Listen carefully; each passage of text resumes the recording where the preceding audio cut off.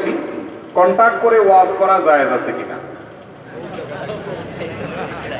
একটা জটিল প্রশ্ন করেছেন, গায়ের সময় হয়ে গেছে, আর দুইটা প্রশ্ন হয়ে যাবে ইনশাআল্লাহ। দেখুন, কন্টাক্ট করে ওয়াজ করা জায়েজ আছে কিনা। একটা হলো একাডেমিক কথাবার্তা, যেই কাজের বিনিময় নেওয়া জায়েজ আছে সেটা চুক্তি করাও জায়েজ আছে।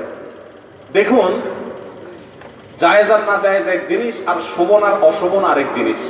ওয়াজের নামে 1 ঘন্টা আধা ঘন্টা ওয়াজ করে 50,000 70,000 1 লাখ টাকাও হাঁকা হাঁকা স্কেল নেওয়া হচ্ছে, এগুলো স্পষ্টভাবে ইসলামের দৃষ্টিতে মুনাফাখোর, এগুলো ওয়াজ ব্যবসায়ী। ইসলামী শরিয়ার দৃষ্টিকোণ থেকে এগুলো জায়েজ না জায়েজ এই প্রশ্ন তো অনেক পরে। এরা আলেম নামের কলঙ্ক। আমি বলি 1 ঘন্টা ওয়াজ করে 50,000 1 লাখ টাকা নিতে হবে।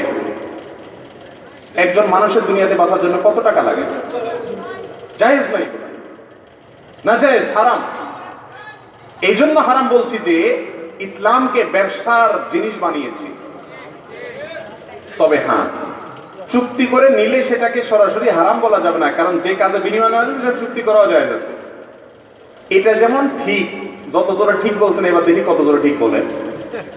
আমি অনেক জায়গায় গেছি মাহফিলে, 6,000 টাকা গাড়ি রিজার্ভ করে গেছি, 5,000 টাকা ভরে দিছি, 1,000 টাকা পকেট থেকে ডন্ডি লস। আবার এমনও হয়েছে মাহফিল করার পরে যারা দাওয়াত দিচ্ছে একজনকে আর খুঁজে পাওয়া যায় নাই, পকেটের টাকা দিয়া কোন রকম বিকাশ টিকাশ করে এনে টাকা দিয়ে তারপর আইতেছে গাড়ি ভাড়া। এবার তো আর ঠিক করতেছেন না। তো দুই দিক থেকেই সমস্যা আছে, আছে না নাই?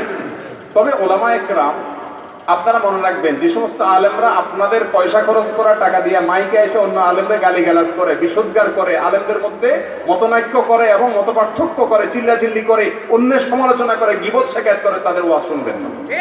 এদেরকে যাওয়ার সময় কোনো পয়সা করিয়ে দিবেন না, কারণ এরা মুসলিম মিল্লাতের ভিতরে ফাটল সৃষ্টি করতেছে। আমরা ঐক্য চাই। আল্লাহ তাআলা আমাদের সবাইকে তৌফিক দান করুন। জি।